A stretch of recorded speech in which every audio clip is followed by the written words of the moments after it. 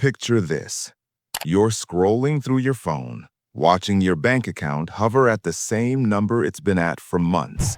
Maybe you're telling yourself, I'll start investing once I have more money. Once I get that raise. Once I pay off this credit card. Once things calm down. Sound familiar? Here's the thing. That mindset is costing you more than you realize. And by the end of this video, I'm going to show you exactly how much. My name is Zach, and I spend way too much time thinking about compound interest. If you're someone who keeps putting off investing because the amount feels too small to matter, make sure to hit the subscribe button and give this video a thumbs up if this helps you out. Look, I get it. $10,000 feels like a drop in the bucket. But here's what most people don't realize. The market doesn't care how much you start with. It cares about one thing: time. We've all heard start investing early, but most people treat it like generic advice, the financial equivalent of eat your vegetables. Yeah, sure, I'll get to it. But today, I want to show you the actual math because the numbers are genuinely shocking. Scenario A, early investor. Invests $10,000 at age 25. Never adds another dollar. Earns 8% average annual return, S&P 500 historical average. By age 65, $217,245.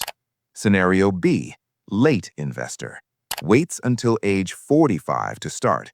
Invests $100,000, 10 times more money. Same 8% return. By age 65, $466,096. Okay, so the late investor wins. But look closer. They put in 10 times the cash and only doubled the outcome. The early investor turned $10,000 into $217,000. That's a 2,072% return on a single investment with zero extra effort. This is where it gets really interesting.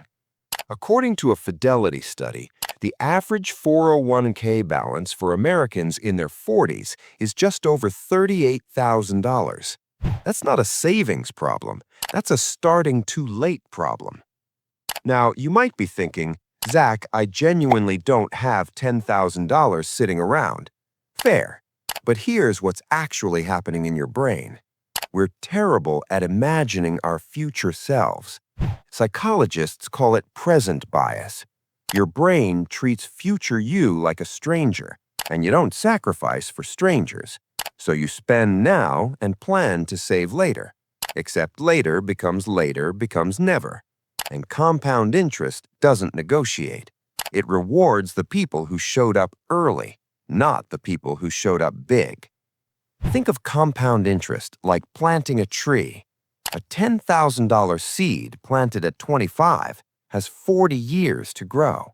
A $100,000 seed planted at 45 only gets 20.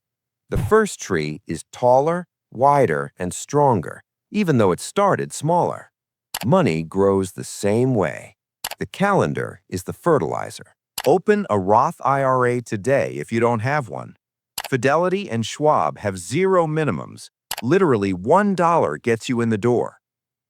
Automate a small transfer, even $50 a month.